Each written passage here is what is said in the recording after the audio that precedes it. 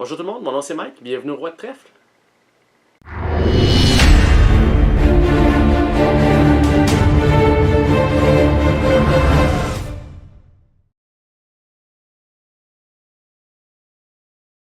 Donc aujourd'hui, on va faire une nouvelle série, on va jouer à Star Trek Frontiers. Donc ma série de Mage Knight a tellement été populaire, j'ai eu beaucoup de gens qui m'ont demandé c'était quoi la différence avec Star Trek Frontiers. Ça fait pas trop longtemps qu'on a fait la série Mage Knight, mais on va quand même passer tout de suite avec cette série-là parce que je veux que vous voyez vraiment la différence entre les deux. Pourquoi j'ai les deux jeux? Parce que je suis un grand fan de Star Trek, puis je suis un grand fan de Mage Knight. Donc avoir les deux, pour moi, c'était c'était inévitable. Mais comme vous allez voir, comme j'ai bien hâte de vous montrer, c'est qu'il y a quand même des différences. Il y a certains règlements qui ont changé, certaines choses qui sont plus faciles, comme par exemple le mouvement dans ce jeu-là, il est beaucoup plus facile parce qu'on n'a pas de différents types de terrain, c'est de l'espace. La seule chose qu'on a comme mouvement qui peut nous empêcher, c'est des astéroïdes qu'on doit passer à côté. Il y a des soleils, des étoiles qu'on peut passer au travers, mais avec beaucoup de points de mouvement, mais on ne peut pas évidemment arrêter dessus. Donc il y a beaucoup de façons différentes de bouger dans ce jeu-là. Puis aller conquérir des endroits, contrairement à Mage Knight, on n'est pas obligé de tout le temps rentrer sur la case où ce qu'on veut conquérir. Dans l'exemple, il va y avoir des Starbase. De différentes races qu'on va vouloir conquérir là-dedans, ben, on peut juste s'accoster à côté puis voir c'est quoi, puis on n'est pas obligé de rentrer dedans pour le conquérir. Il y a aussi, vous allez voir, là, le jeu il va vous sembler un peu plus foncé, un peu plus dark, côté couleur et visuel. C'est normal, c'est l'espace. Donc au début, on est comme, oh, c'est quoi ça? Mais vous allez vous habituer à long.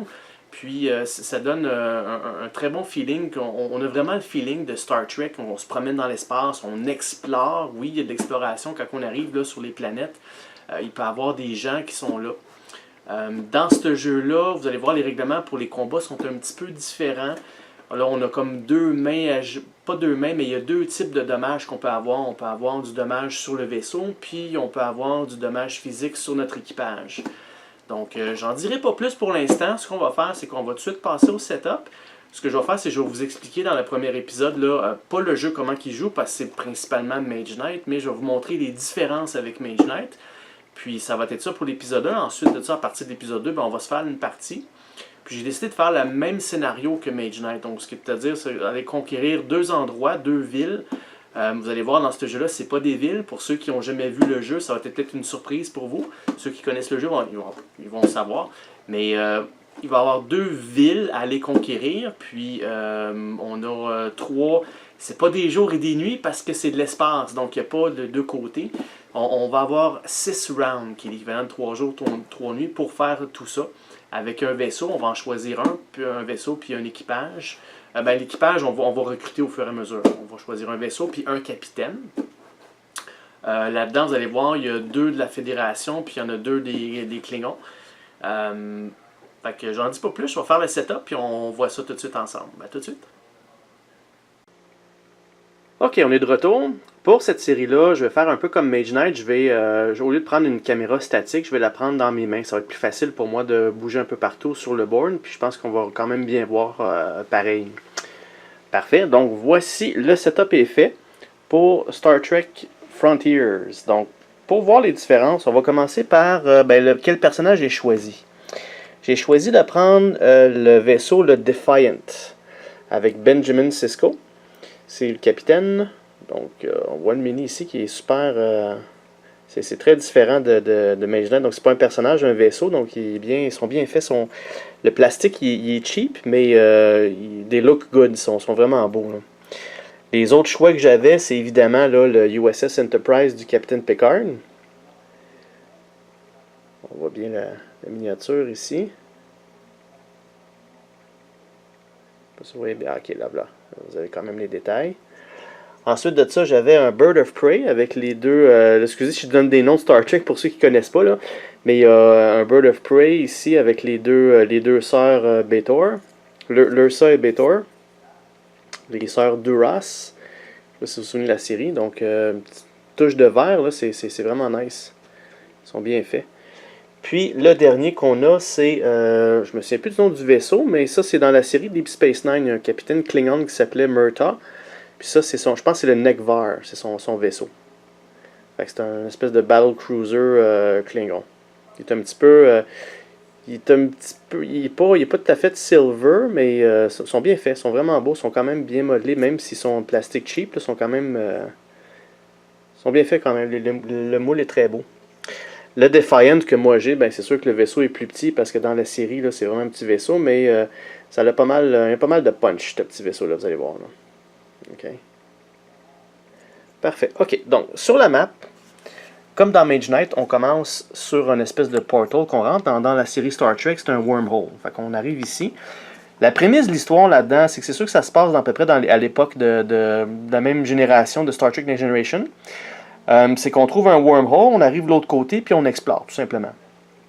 Ok, donc là, vous allez voir là, toutes sortes de planètes. Là, j'ai pas mis de token encore, donc au prochain épisode, je vais toutes les mettre, puis on va toutes les regarder un par un. On va voir c'est quoi les powers, on va pouvoir comparer avec Mage Knight aussi. Vous allez voir, ils ont aussi différents types d'attaques, donc c'est un peu la même chose, juste que c'est des noms différents. Comme par exemple là, le Ice Attack de Mage Knight, mais vous allez avoir, là, ça s'appelle du Photon Pulse Attack dans celui ici. Il y a des Photon Torpedoes, des Pulse Torpedoes.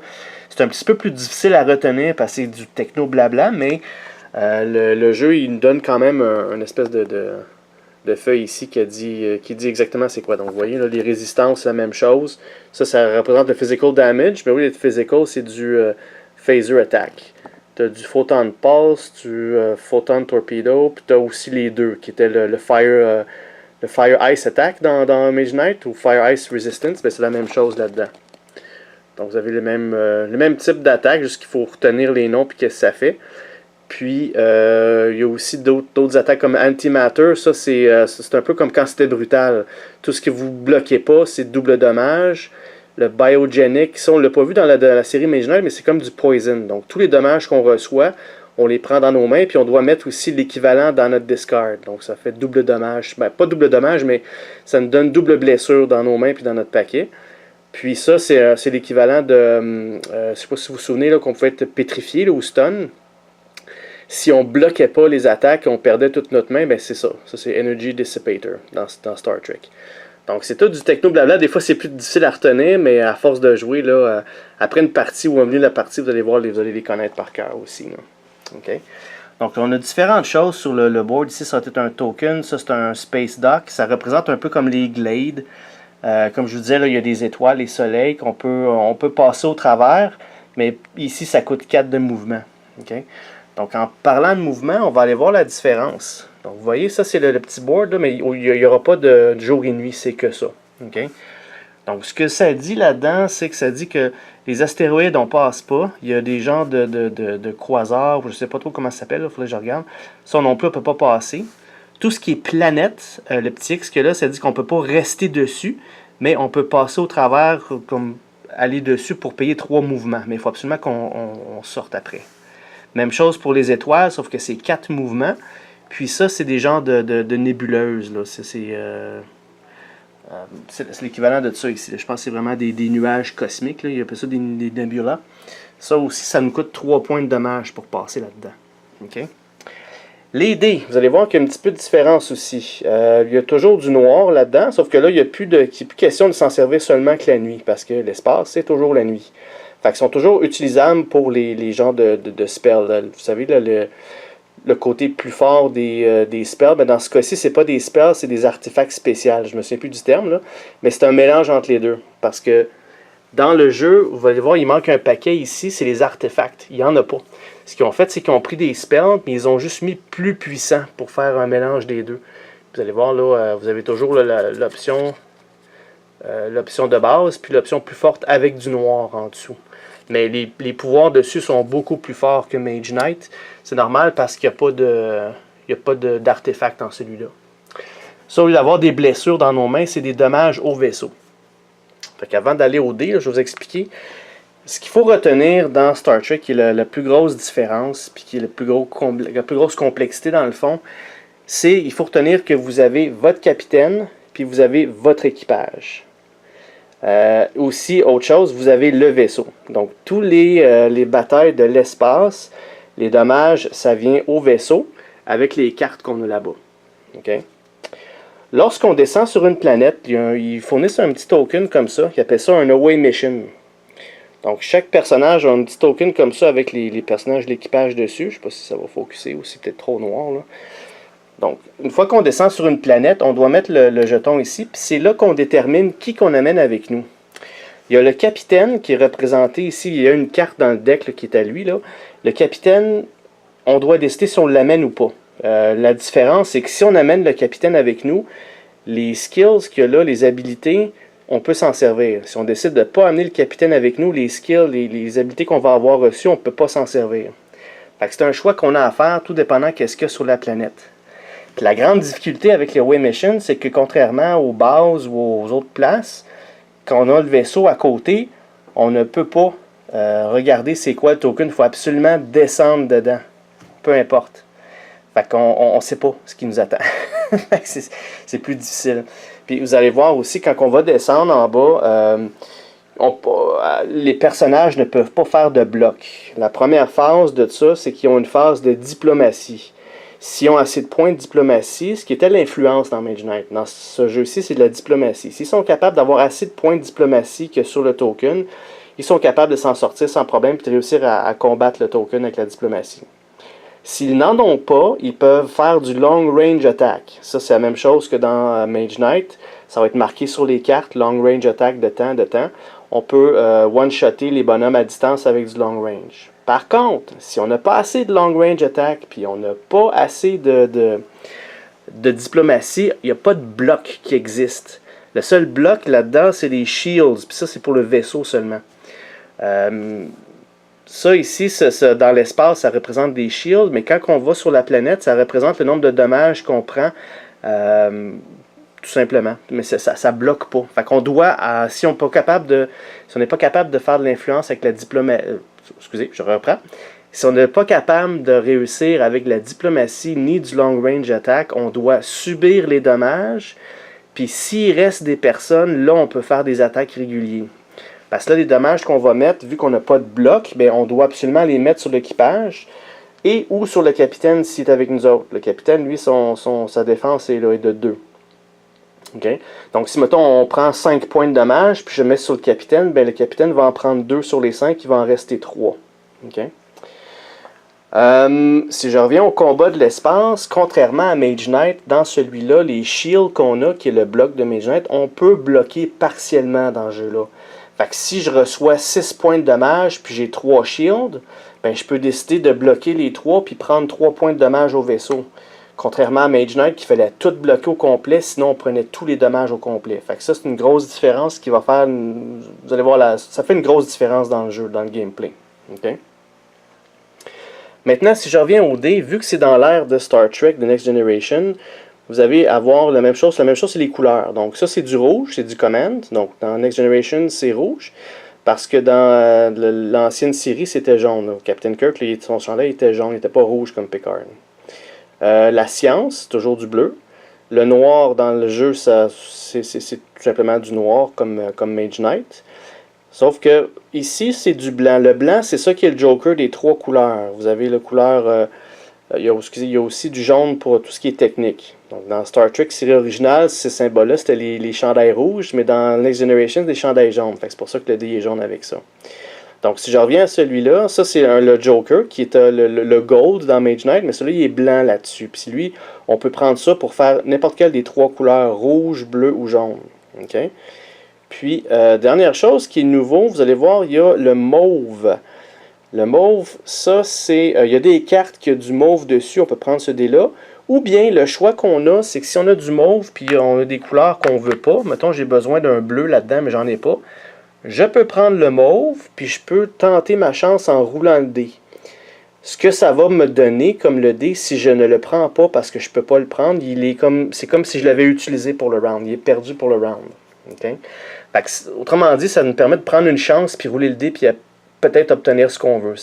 Thématiquement, ça représente comme un component qu'on ne connaît pas puis qu'on veut tenter de transformer en quelque chose. Mais c'est un one-shot deal. On lance le dé une fois, puis si on le prend. Si on le prend pas, ben too bad, il est utilisé pour le round. Okay?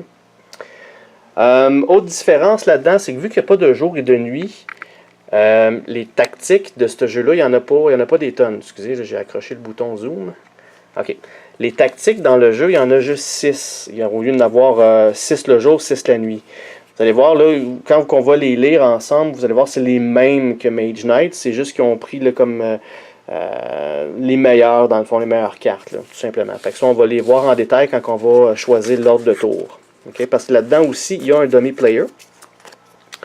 Le dummy player que j'ai choisi, c'est justement le Klingon Bird of Prey. Encore une fois, je suis monsieur acrylique. J'ai pris les cristaux d'acrylique aussi dans Star Trek parce que ce qui donne avec le jeu, c'est au d'avoir des cristaux de mana, il donne des cristaux de data. Okay? Je vous ai sorti le sac ici qui donne. Moi, je les trouve pas extrêmement beaux. C'est encore une fois du plastique quand même assez cheap. C'est pour ça que je préfère quand même prendre les cristaux d'acrylique que j'ai acheté. Si vous regardez là, c'est des petits... Là, on a un mauve puis un bleu qui n'a pas beaucoup de différence. Il y a le blanc aussi qui n'est pas écœurant. Donc, personnellement, ils sont corrects. Ils sont peut-être un petit peu plus beaux que ceux de Mage Knight, mais ça ne bat pas l'éclat et le look là, des cristaux d'acrylique. Okay? Sauf que contrairement à Mage Knight, je ne peux pas prendre du mauve pour du noir dans cette fois-ci parce qu'il y a de la couleur mauve dans le jeu. Fait que le noir, j'ai pris des cristaux d'acrylique un peu plus foncés. Donc c'est comme plus transparent là. Vous voyez une petite différence. Quoique sur la caméra, la différence est beaucoup mieux que je pensais. Parce qu'en réalité, là, il y a pas. C'est juste que lui, le noir est un petit peu plus foncé, mais à la caméra, on voit vraiment une différence. Parfait. Fait que ça va représenter notre noir puis notre blanc. OK. À part ça, exactement comme Mage Knight, les paquets de cartes, vous allez voir, ils ont deux cartes différentes. C'est un paquet de 16 cartes, puis ils ont deux cartes différentes chacun. Par exemple, si je regarde là, mon personnage, moi c'est le capitaine Sisko. Fait que ça, évidemment, on a tous une carte de capitaine. Ça, j'ai pris le deck du dummy player. Donc ici, on a les capitaines, c'est Lursa et Betor. Donc ça, leur pouvoir est un petit peu augmenté avec ça. Okay? Je vais juste prendre la différence. Vous voyez, ça c'est la carte capitaine que nous on va avoir. Donc on va avoir de l'attaque, on va avoir du Photon Pulse Attack 3 ou du Photon Pulse Shield de 3. Puis avec du rouge, il va être encore plus puissant. Versus la même carte pour le joueur dummy. Vu que c'est pas la carte capitaine, c'est une carte générique que toutes les autres vont avoir aussi. Donc c'est du Power to Shield, Attack ou Shield 2, puis Shield de 5, tout simplement. Okay? Versus nous autres, on a Synthesize Data, qui permet de payer un bleu, un rouge, un gold, blablabla. Tandis que la même carte pour le joueur dummy, pour ceux qui prennent le Bird of Prey, l'Ursa Betor, c'est la même chose, sauf que c'est plus puissant un petit peu. Là. Okay? Fait que chaque capitaine a une carte comme ça spéciale. En fait, ils en ont deux. Ensuite de ça, ce que je voulais vous montrer, ce qui est vraiment le fun avec ce deck-là, c'est que les cartes, au lieu d'avoir le même dessin partout, les images, c'est sûr que c'est pas des dessins, c'est des images de la série, mais c'est représentatif du capitaine que vous avez. Fait que toutes mes cartes, il va avoir le Defiant dessus, versus toutes les cartes du dummy player qui sont les mêmes cartes avec le texte, mais au moins l'image représente notre vaisseau à nous. Fait que c'est un petit look de plus que j'ai trouvé, parce qu'il aurait pu quand même mettre les mêmes dessins ou les mêmes images pour chacune des cartes. Mais j'ai trouvé que c'est un bon clin d'œil là-dessus, parce que chaque capitaine a ses cartes. Puis c'est toute l'image de leur propre vaisseau qu'il y a dedans. Fait que je trouve ça bien cool. OK. Ensuite de ça, on a ici, ça c'est évidemment l'équipage de base, puis l'équipage avancé. Fait que au fur et à mesure, c'est la même chose que Mage Knight. Je vais en sortir 3, toujours 2 plus 1 joueur. Même chose pour les dés. Puis lorsqu'on va sortir les tuiles du corps, plus loin, ben là on va commencer à sortir eux autres en priorité. OK. Sur le board ici, c'est la même chose. Les level up, ça se passe de la même affaire. C'est les mêmes chiffres. Quand on va faire un level up, on va aller chercher un Advanced Tactics qui sont ici. Puis on va chercher une habilité en plus. Puis on va alterner à chaque tour. Ça ici, c'est d'avoir de l'influence et de la diplomatie. Fait que notre diplomatie monte ou descend, exactement comme Mage Knight, identique. Les monstres, là, si vous les avez là, ça c'est des Romulan Bird of Prey, des Starbase Romulan, des Starbase Jem'Hadar, je pense, des planètes. Les planètes là-dedans, c'est des classes K ou des classes L. Vous avez des Borg Cube, des Borg Sphere, puis des planètes classe K, je pense. En tout cas, on va toutes les regarder au fur et à mesure qu'on va les trouver sur la map. Là. On va les regarder en détail. Vous allez voir, quand vous allez voir comme ceux-là, ici, là, le mauve, là, C'est facile à retenir, c'est exactement comme les Mage Tower. Donc si on réussit à avoir ça, on va être capable d'aller chercher une espèce de spell artefact qu'on va trouver. Okay? Ça représente, je pense, c'est des discoveries, des découvertes là, d'artefacts, ou en tout cas, je vous trouverai le terme exact. Là. Parfait. Fait que grosso modo, c'est pas mal ça les différences. Le reste, c'est identique. Là, quand on level up, on va toujours chercher une habilité. Si on prend l'habilité de ce joueur-là, il faut prendre la dernière carte qu'il va avoir là. On a notre deck, on a du deck building, on avance la même chose. Vous voyez ici le mouvement, on l'a vu tantôt. Ça, c'est le mouvement pour rentrer dans les villes qu'on va trouver.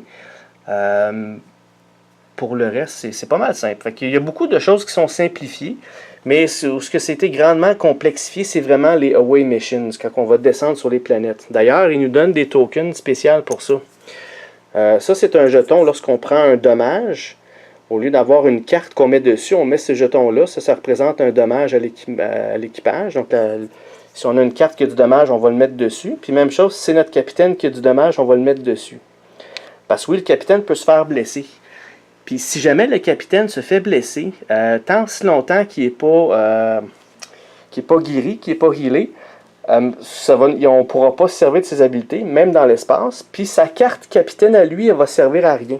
Vous savez, la carte que je vous ai montrée tantôt avec le capitaine, s'il est blessé, je ne peux pas m'en servir. La seule chose que je peux me servir, c'est vraiment la mettre de côté pour faire un attaque, un shield, un diplomatie. Tu sais, les fameux 1, quand on tape nos cartes, là, quand on les met de côté, ben ça, je peux m'en servir comme ça. Mais s'il est blessé, c'est tout ce que je peux faire avec. Sinon, je ne peux pas jouer sa carte. Fait que pour le guérir, il va falloir que je paye... ce que le jeu dit, c'est son niveau divisé par 2. Okay? Le niveau, on le voit ici. Ça, c'est niveau 1, 2, 3, 4, blablabla. Donc, si mon token est rendu ici, ça veut dire qu'il est niveau 1, 2, 3, 4, il est niveau 5. Divisé par 2, monte en haut. Fait qu'il faudrait que je paye 3 points de guérison pour le guérir. Okay? Ensuite de ça, il y a ces tokens-là ici qui nous fournissent. Ces tokens-là, c'est quand on va faire un away team, ça représente le beaming, le transporteur. Fait que si, mettons, j'amène l'équipage, parce que je pourrais décider de ne pas tous les amener, si j'en ai comme 3-4, je vais en amener juste un parce que je serais capable, ben, je vais mettre ça dessus pour dire que lui est sur la planète. Même chose pour le capitaine, je le mettrai sur sa carte. Okay? Des petits tokens qui donnent. Ils vont aussi vous offrir là, des jetons comme ça. Ça, c'est quand on choisit les tactiques. Vous savez, le dummy player, lui, il choisit une carte au hasard. Fait qu'au lieu de brasser les cartes, choisir au hasard, ben, il vous donne des tokens comme ça que vous pouvez les mettre dans un sac puis en piger au hasard à la place. Moi, dans la série que je vais faire, je n'utiliserai pas les tokens parce que j'ai juste une main à cause de ma caméra. J'ai quand même pris des dés. Ils vont faire comme la même chose, l'autre série d'avant. Parfait.